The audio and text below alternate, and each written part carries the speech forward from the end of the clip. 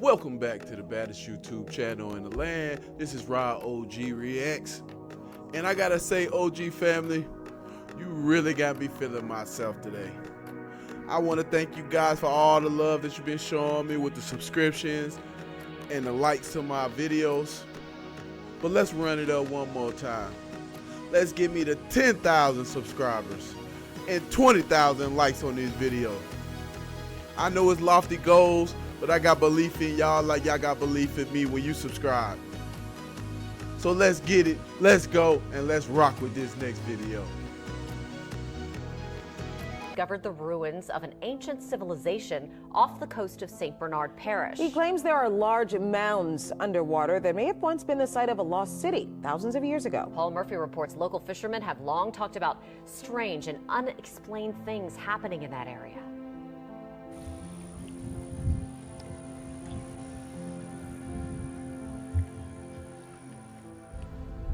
The Chandeleur Islands are a chain of uninhabited barrier islands located in the Gulf of Mexico, 50 miles east of New Orleans. But 12,000 years ago, before a dramatic sea level rise at the end of the last ice age, this area may have been dry land. 3 different search areas. Retired architect and amateur archaeologist George Gillet believes the site, now underwater, was once home to an ancient civilization. He dubbed the city Crescentis. What's down there is hundreds of buildings that are covered with sand and silt and that are geographically related to the Great Pyramid of Giza. Giza is a city in northern Egypt where ancient pyramids and the Sphinx are located. Gillet claims to have found mysterious mounds of granite under Chandeleur Sound.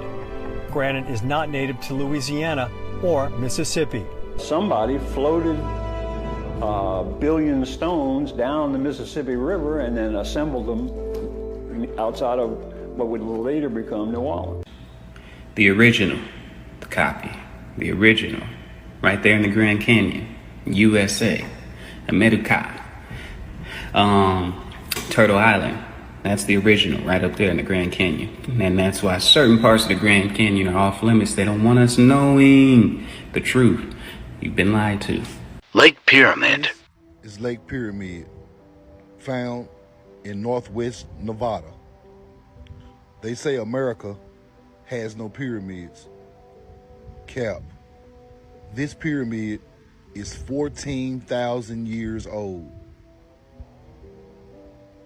Amazing.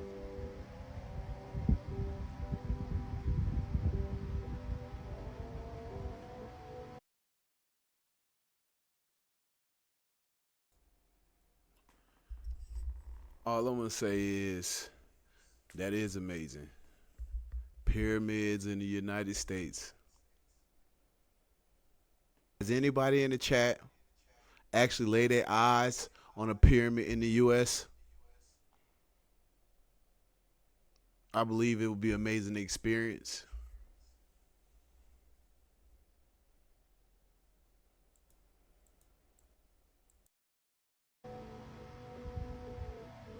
Beautiful scenery. This is an ancient picture of the pyramid. This, said to be rock erosion, looks like a statue. Glyphs found at the pyramid are 14,000 years old.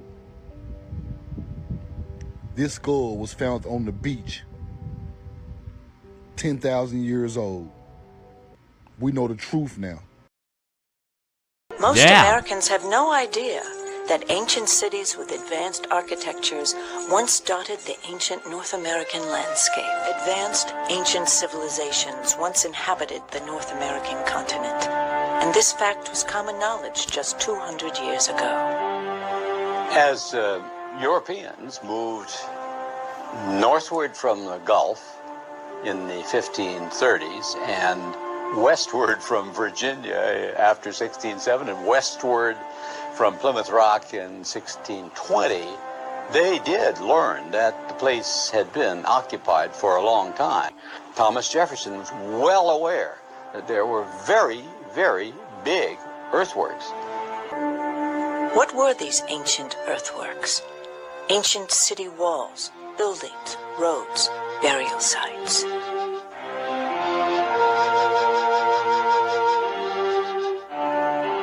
Artifacts of iron were found, artifacts of hardened copper, stone tablets with writing. Regular farmers just plowing their fields would really turn up literally bushel baskets of arrowheads, spear points, etc. And these things were commonplace. The real question is, why were these sites not preserved? And why are these advanced civilizations not more commonly known of today? The answers can be found in two surprising places. First, in the 19th century implementation of the doctrine of manifest destiny, and second, in the then emerging conflict between evolutionary science and religion. Manifest destiny is the ideal that not only are we unique and our institutions are unique, but we have a unique mission to spread that and to take that across the continent. And then the third area is that we are uniquely qualified or called. It is our destiny.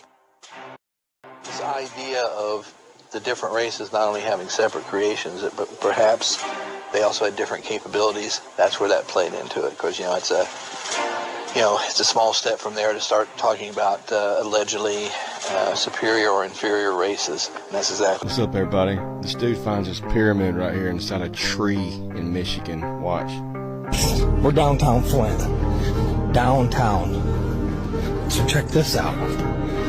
That tree is clearly 300 years old. Probably 200. But look at what we found inside. What is this? I got some markings on it, but I don't know. That ain't natural. Anybody got any thoughts? They opened up the coffin and found a skeleton of a man holding a little box that was about 8.10 inches in size. The box had been cemented shut here. This, by the way, is sitting in Ohio. Well, he opened up the box and he found a little man inside, a little black stone. They took it to scholars and they looked at it. The man seems to be carrying something. And there's writing here at first they couldn't recognize. The writing is, they thought in 1860, some sort of Hebrew. Well, finally, about 20 years later, they found some rabbis living in the area, and the rabbis looked at that, and they could read it. They said it was an old kind of block Hebrew, and it was a rendition of the Ten Commandments. These are the holy stones of Ohio.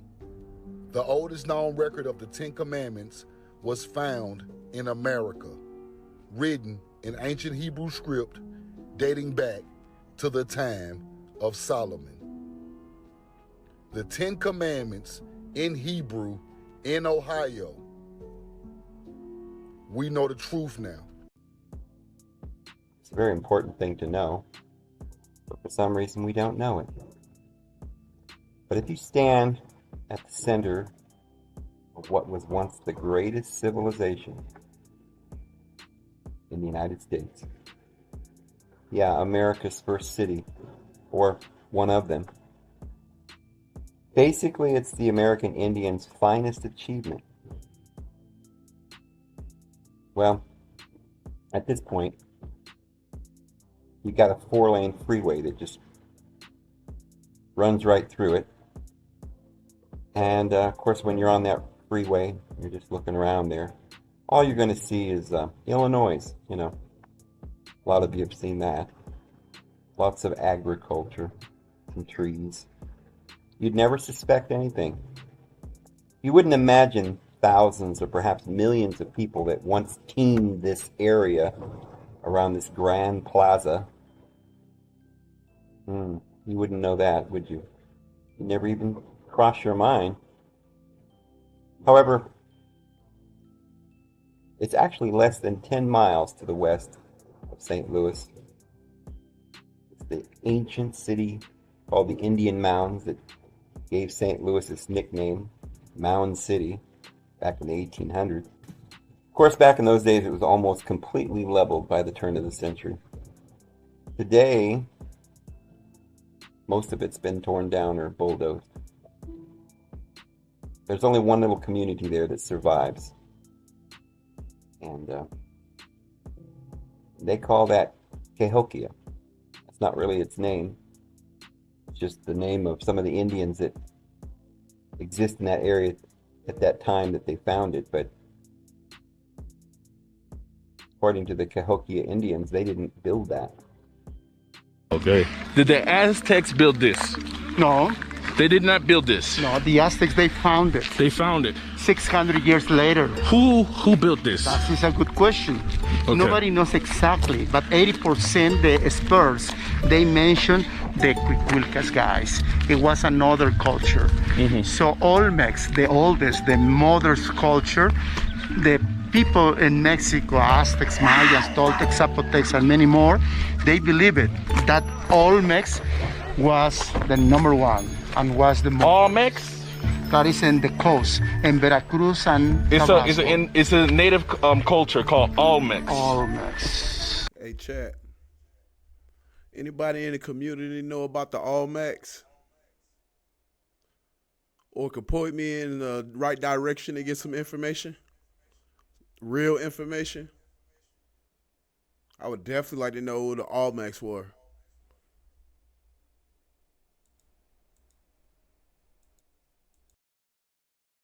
That were unearthed revealed elaborate burial practices. This all seemed too exotic to be indigenous to what people thought of as the New World. When confronted with the question of who built these earthen structures, later inhabitants of North America didn't accept that these finds were the work of ancestral Indians. The finds indicated a more sophisticated culture had once thrived there. Not only did the current lifestyle of the Indians seem unrelated, but the Indians themselves, when asked who was responsible for the mounds, didn't have an answer. But the Indians themselves, when asked who was responsible for the mounds, didn't have an answer. People who built the mounds was that they couldn't have been Native Americans. They had to have been constructed by someone. Into a country, plague the whole place out, and then take over their buildings. New York was already there for thousands of years. San Francisco was there for thousands of years. Los Angeles was there for thousands of years. They were built by the indigenous people who were black and Indians as well. Whoa. The black people, they weren't brought over by slaves. They are the original owners of America. Thank you. Black people, African Americans. They don't come from Africa. They were already here. And they plagued them out. And they stole, the Smithsonian Institute stole their knowledge, stole their history, and now we're just left wondering who we are, where we come from. They did a catastrophe on this earth just only a few hundred years ago.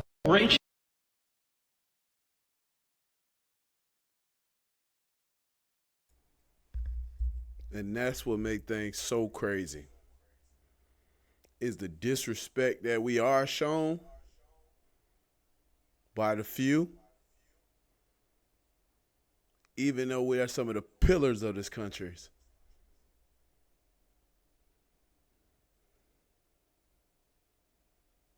Like, what's wrong with everybody loving each other?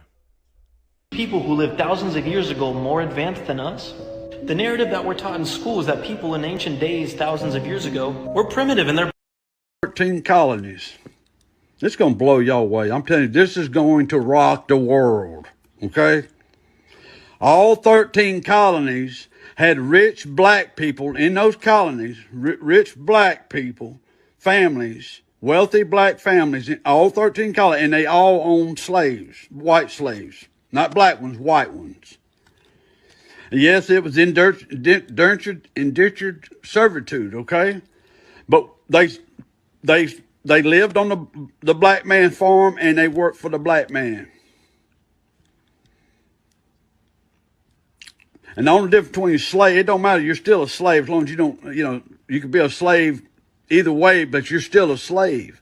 But the point that 13 out of 13 colonies, all 13 colonies had black people own white slaves. Sure did. And they worked for them. Imagine that. Peace and love to all the Moors. Now, according to the United States Case 191 in 1848, it says verbatim that the United States does not own the land of the ancient mound builders of North America much more than 1 million square miles of land. The Moors, the Moors, are the title holders of the geographical landmass of America. And the titles are Els, Bays, Days, and Alis, which is basically an amalgamation of the title holders of the geographical landmass of America, which is the Choctaw, the Wichita, the Cherokee, the Seminole, and the Yamasee. Now, the Statue of Liberty is basically an emulation of the ancient headdress of a Moorish woman, which is the real Statue of Liberty. These are the original names of America: Al-Maghreb al-Aqsa, Al-Morocco, Northwest Africa Exum, Southwest Africa Exum. Now, this is the original Great Seal of the United States of America. The Great Seal of the continental United States Moorish nations represents the de jure sovereign authority of the primitive and aboriginal Moors, emanating birthrights and inheritance. Now, this is why it's very imperative to understand that unification is the precursor to a sovereign nation. You are not from Africa. How can you be from a place that you can be deported back to? And a lot of you go to HBCUs. How you go to Morehouse and you don't even know you're a goddamn Moor? With that being said, claim your nationality. You are not Black, African American, Negro, or color. You are Moors. Thanks for watching. You the idiot that damn near ran me over, aren't you? Wait till I find your boss. He gonna fire your metallic ass. You would do well to mind your tongue, Moor. Ooh, you got to have major coins behind this. Who's backing you? Puffy? Silence, Moor. I'm interested in learning more about your culture. It is my understanding that the Normans are excellent dancers. If you want to know more about my culture, remove the dog from the table. Can't stand the game, Moor. More? Well, I prefer lordship.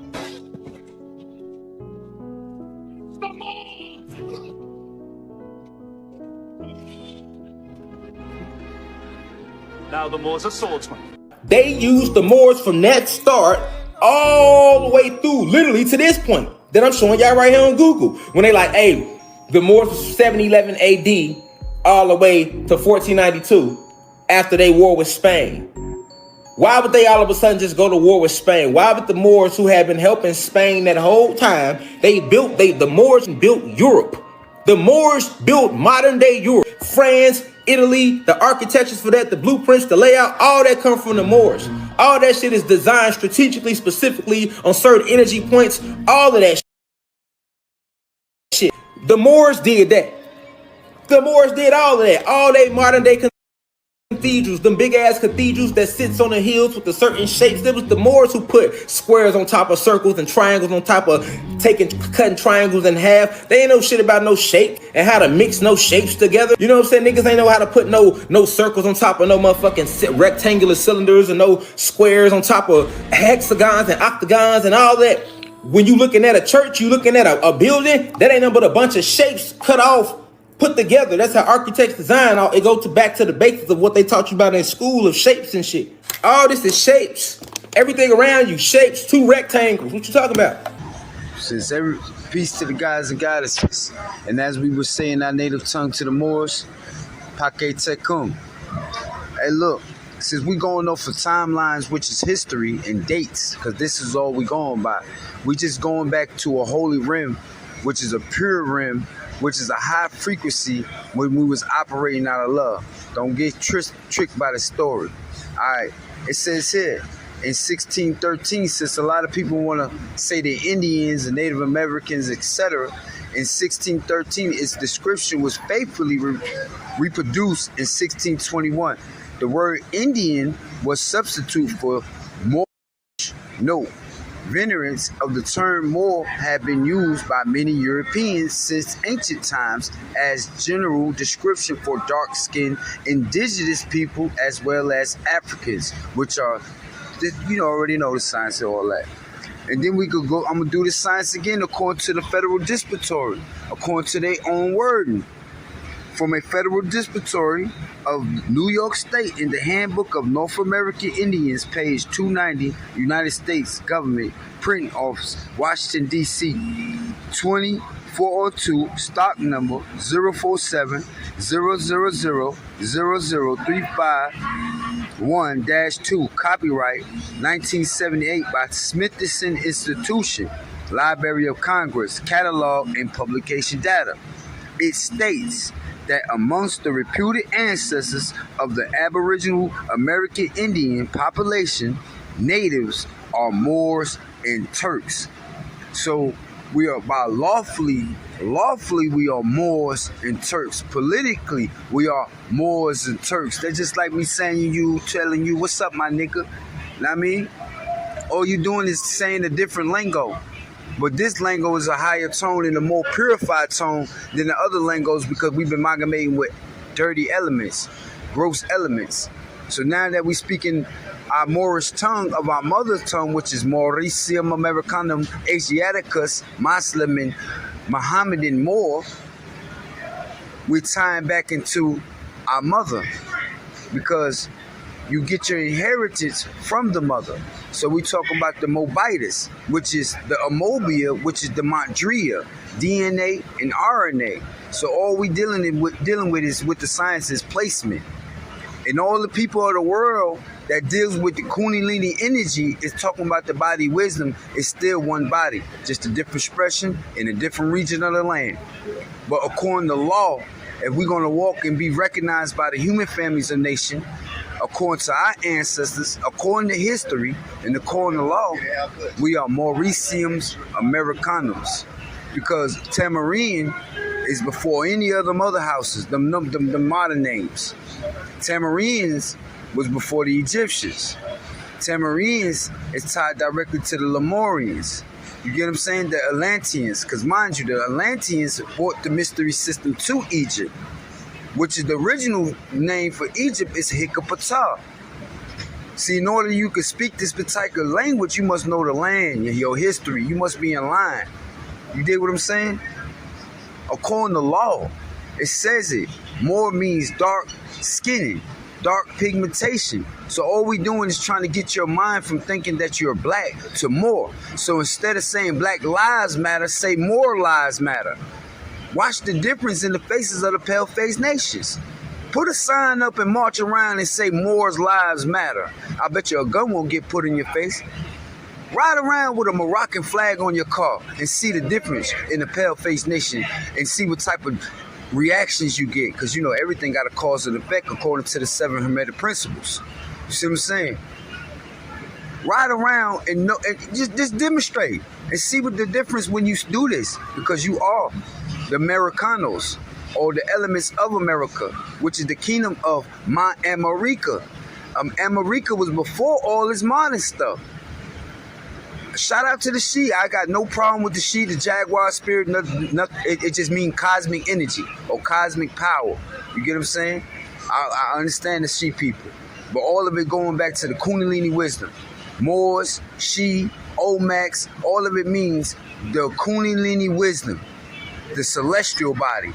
Because we were ethereal beings before we took on fire, flesh forms. We was in fire form. You got to know your science.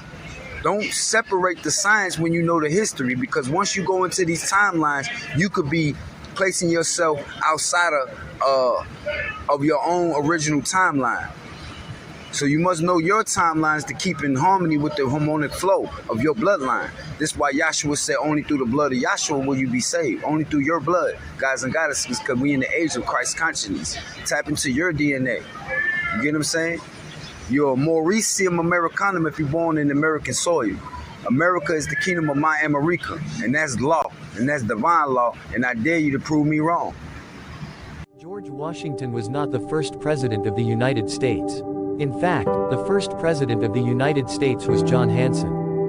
The new country was actually formed on March 1, 1781 with the adoption of the Articles of Confederation.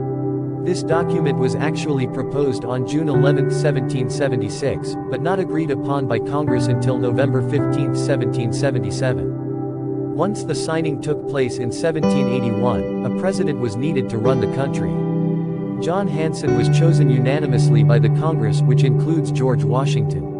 In fact, all the other potential candidates refused to run against him, as he was a major player in the revolution and an extremely influential member of the Congress. This is about to blow your mind.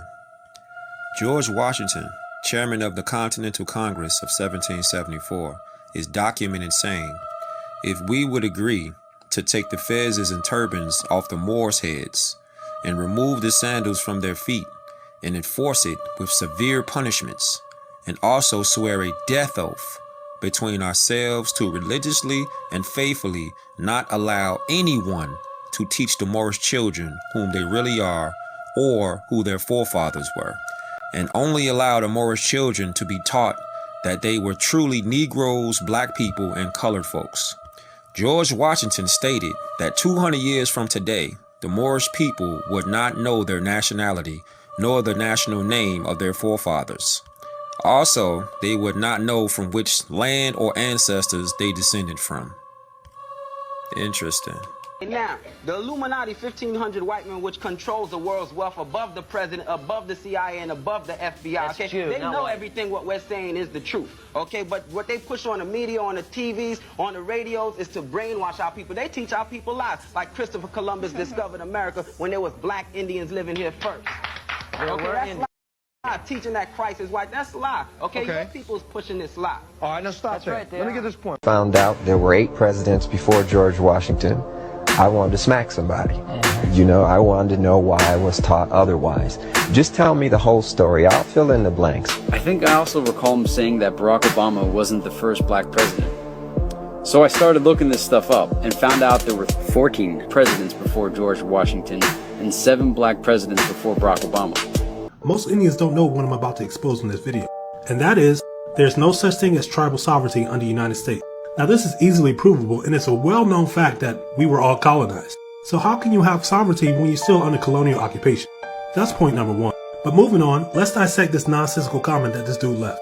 He said, by federal law, I'm a sovereign citizen.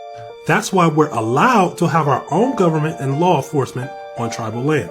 Did y'all catch it? The blatant contradiction? You can't say you're sovereign in one sentence and in the next sentence say you're allowed to do something. Because that word allow implies your subordinate status. Because if somebody allows you to have something, that means it's a privilege.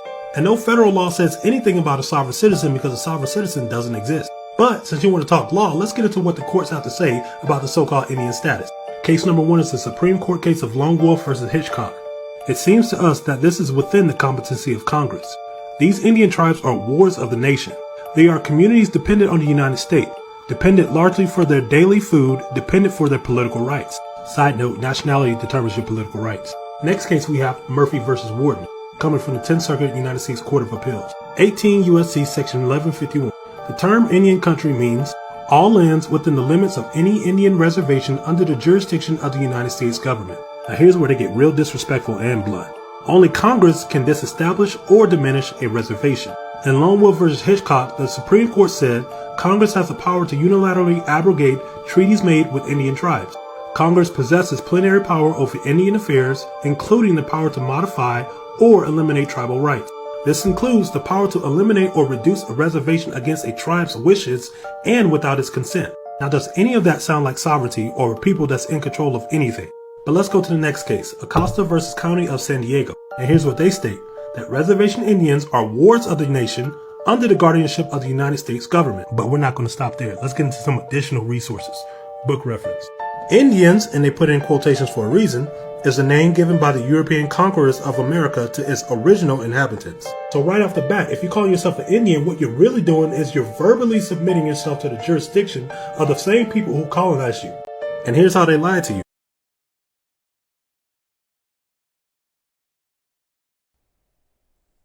Wow. He going deep with it. Man, real deep. Some people may not like this. Some people may love the enlightenment. It's your choice. We're just here to bring the information. The word means the Aborigines of America. Now let's use some common sense. How can Indian mean Aborigine of America if America and India are 2 different places? That's like saying the Aborigine of Africa is European. And if that example doesn't make sense, then neither should the definition of Indian, meaning the Aborigine of America. But the same people who took over are the ones that's miseducating you today. Now I said all that to say this, whether you call yourself an Indian, Black, African American, or whatever you want to call yourself, we're all going through the same problem. So it makes no sense to argue on TikTok all day who's the original Aborigines when we're all getting fucked over. So everything I read about pertaining to so-called Indians in this video, it also applies to so-called Black people. Walter Plecker, CIA unclassified documents. And Walter Plecker Full video reclassification, and it says on from top to YouTube. bottom, hang in there, yes, get it. Categories, white and colored. The colored category was subdivided into free and slave. In the 1920s, when Walter Plecker and his friends got the Racial Integrity Act passed, colored had been defined as Negro, Booker said. Indians who had been considered colored now were considered to be black. He could change records, and he did, Booker said. If anyone came in and said, I'm Indian, Plecker could said, your grandfather was free Negro, so you're a Negro. That sounds familiar, right? Okay.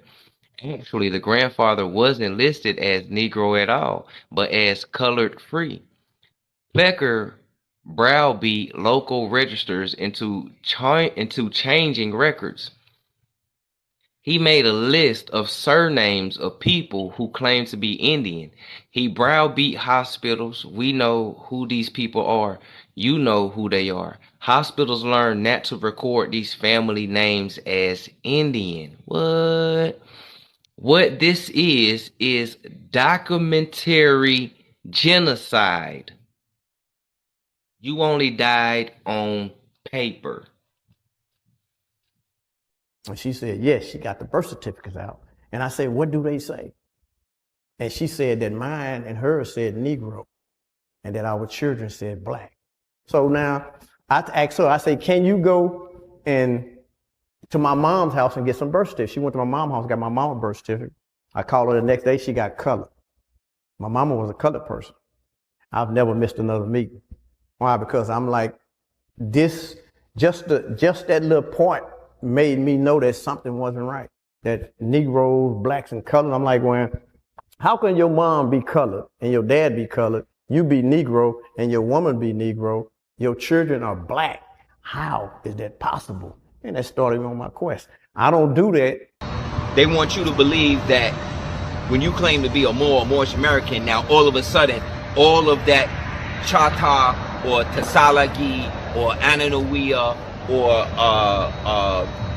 it's another one, Sisiskia or Pahatawan. So like when you become a Moorish American, like none of that stuff exists no more. So now all of that blood that was in you, that's from those peoples that was already here, all of a sudden when you say that you are more Moorish American, you know, that no longer applies to you. This is the mind control stuff that they try to throw into the game because they still trying to run away from the obvious truth. The obvious truth is all of the Indian treaties that y'all think that your ancestors signed with these crackers, they done abrogated. None of those treaties are basically in effect now. The only way they can be brought back into effect is because of your nationality. Treaties are based on people that have nationalities, not tribal affiliations. Your tribal affiliation is your name.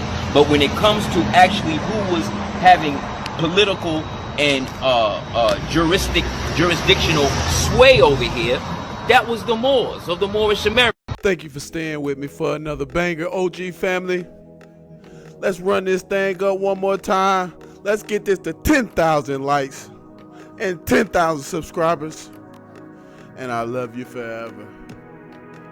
Much love and peace. Remember, like I said before, remember half of what you hear, half of what you see, and do your own research.